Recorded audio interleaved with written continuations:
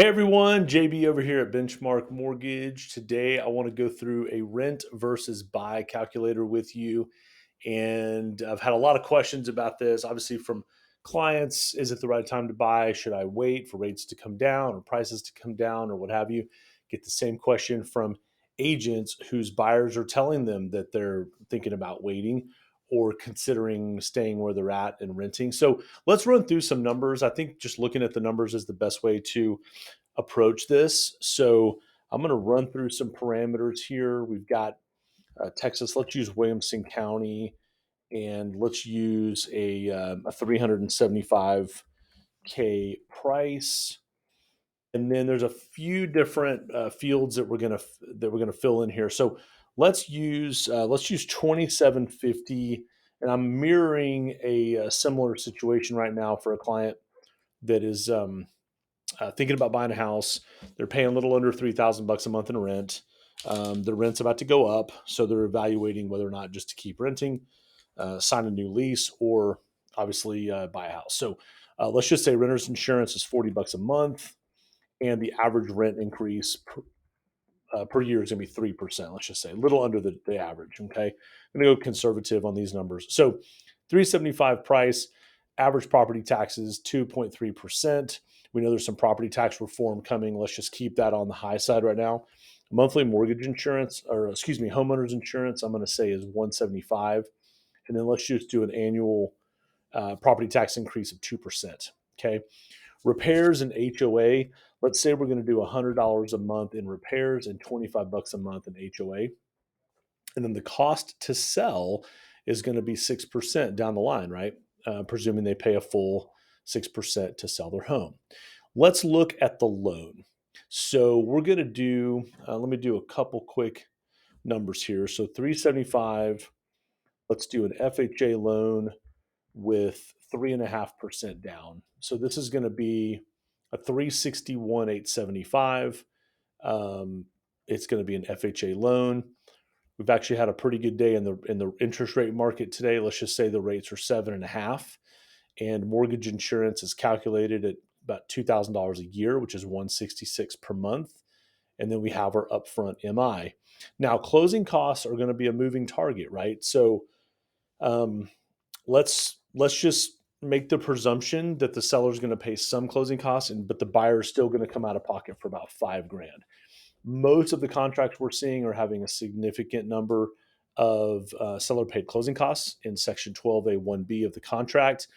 And that can obviously make this closing cost number be zero, or it could make it, if the seller's not contributing, then that closing cost number could be 5, 8, 10,000 plus, right? This could be a big number. That's why we have to make this specific to each client and their situation. Let's look at the home ownership numbers. Okay, this is the big piece for our clients that are thinking about selling, thinking about buying, and then how long are they going to have the house until they sell? Let's say they're going to keep the house for 5 years. Okay.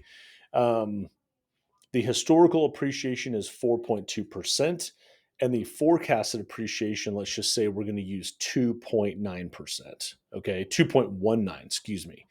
And based on where their income tax bracket is, let's say they're in this 22% federal income tax bracket, they get a standard deduction for married filing jointly of 20, almost 28,000. Okay. Let's run the numbers and see what it looks like. Show the results.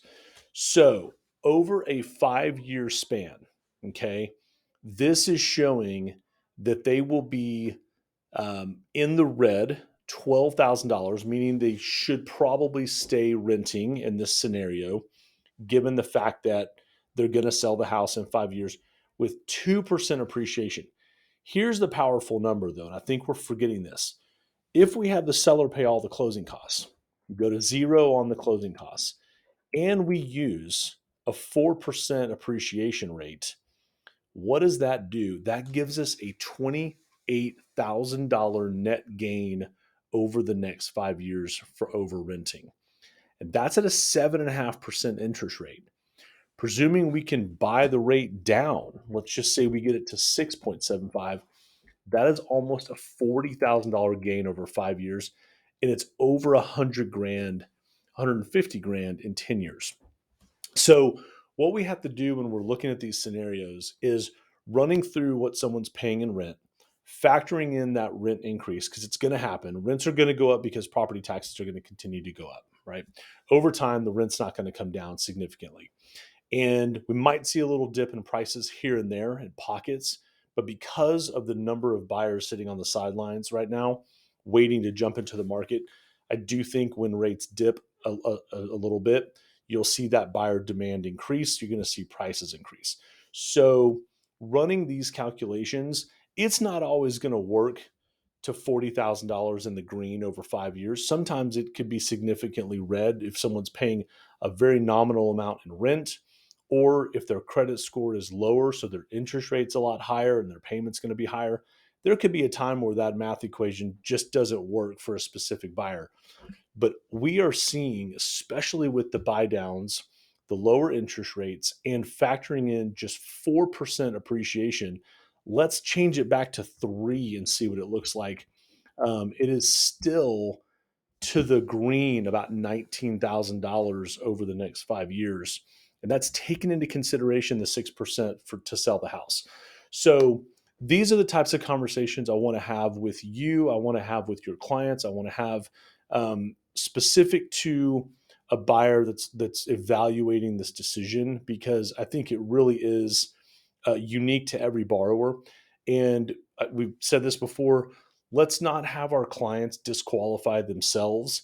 And as agents and lenders, let's certainly not disqualify somebody before running the numbers, right?